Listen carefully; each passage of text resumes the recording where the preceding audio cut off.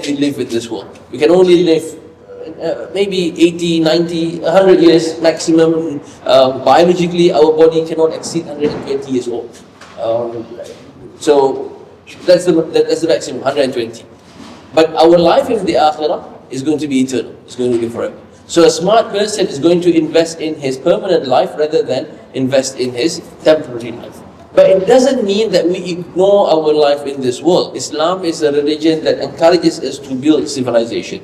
In fact, the first revelation is Iqra, telling us the importance of knowledge. Allah did not tell us to pray. That wasn't the first revelation. Sallu or U'bud or worship. Allah says Iqra, telling us the importance of knowledge. And Allah did not differentiate between, you read only Quran. Allah says Iqra bismi rabbika alladhi khalaq. Read anything as long as you read it in the name of Allah, the name of your Lord that created. It's a religion that encourages knowledge. It is a religion that encourages productivity. Rasulullah said that people who go out to work, they sweat out a hard day's work equals the reward of someone who goes out and defend the religion in a battle of jihad. That is, so Islam encourages us to be productive, to be economically productive.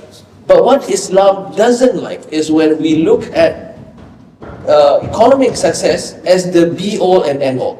And that is the worldview today. We measure success of nations by GDP. It's continuous growth. Every year it must grow and grow and grow. Yes, we are seeing GDP growing, but unfortunately what we are not seeing is GDP per capita. Each individual, GDP per capita is growing, true. But what we're not seeing is the distribution. Gini distribution is not happening. So it's interesting. I was just reading a little bit before Iftar just now about wealth distribution. Since 1945, post-World War II, we see that those years, 1945 until 1980, those years were called the compression years.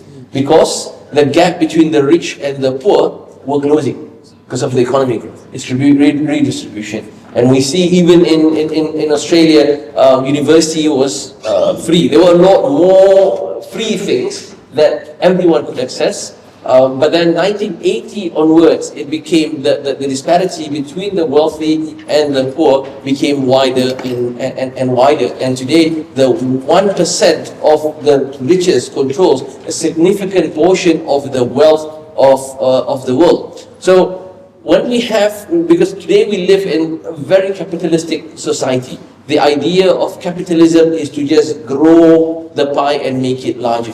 And to grow the pie and make it larger, Adam Smith, 1776, in his book, The Wealth of Nations, hinted that greed is good. Ayn Rand later on just blatantly put it out that greed is good. But Adam Smith hinted, saying that if a businessman is successful, his business grows, in order for him to grow his profit, he will need to employ more people. Employment grows, that means everybody, rising tide will lift everyone. But unfortunately, we've seen throughout history, our history has shown us that when the rich becomes richer, the abuse of the working class happens. And this is why you have the birth of communism and then unions and so on to defend the rights, protect the rights of the poor, the working class.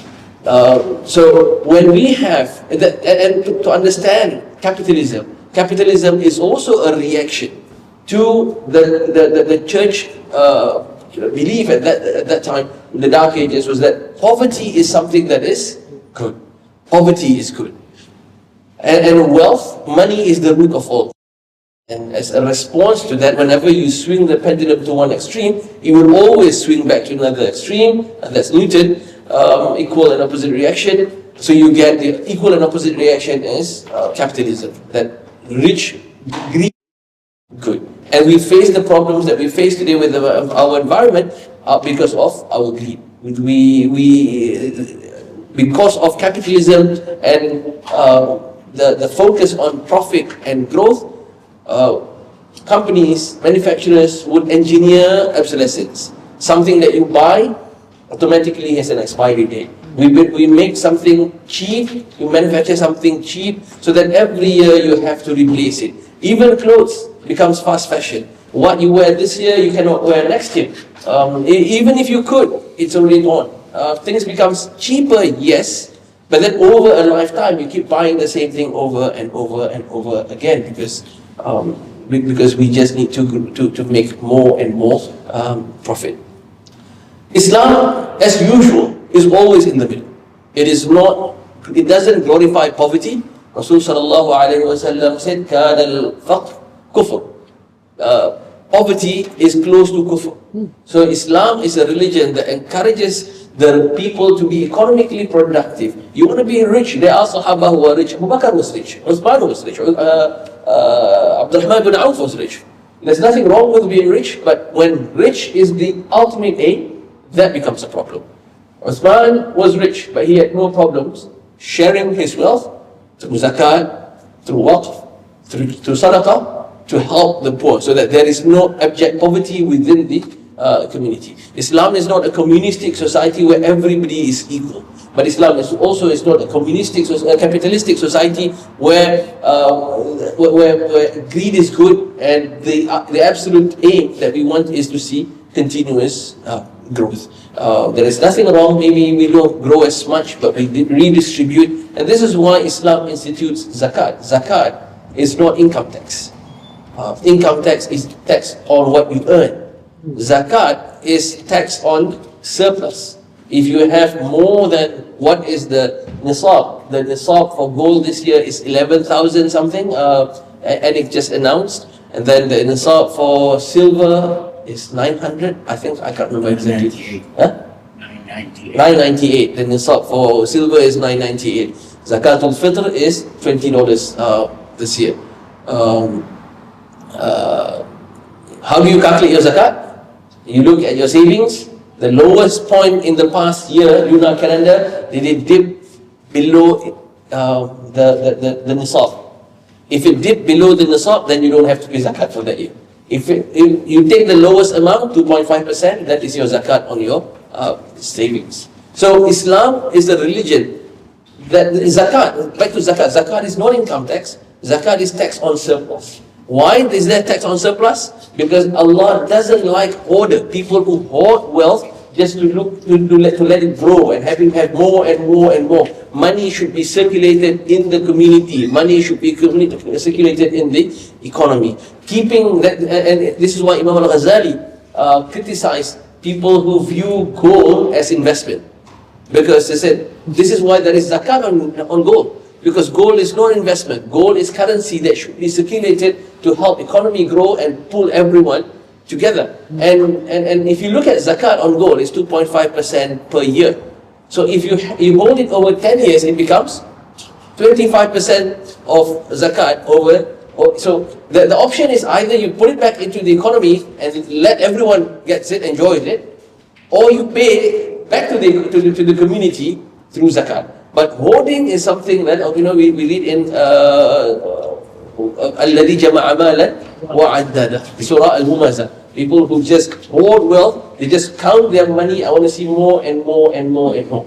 So the balance in Islam is that be rich as you want, be economically productive as much as you want within the halal means, but that should not be the end, the be all and end all. That is just a means to get to invest in our permanent house in the akhirah. And Rasul sallallahu alayhi wa sallam praised a rich person and a pious rich person. He said the best wealth is in the hands of a pious man.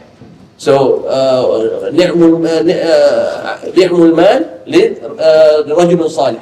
The best wealth is the one that is in the hands of a pious person, because he would invest it in the community, in the society, and he would invest it for his akhirah.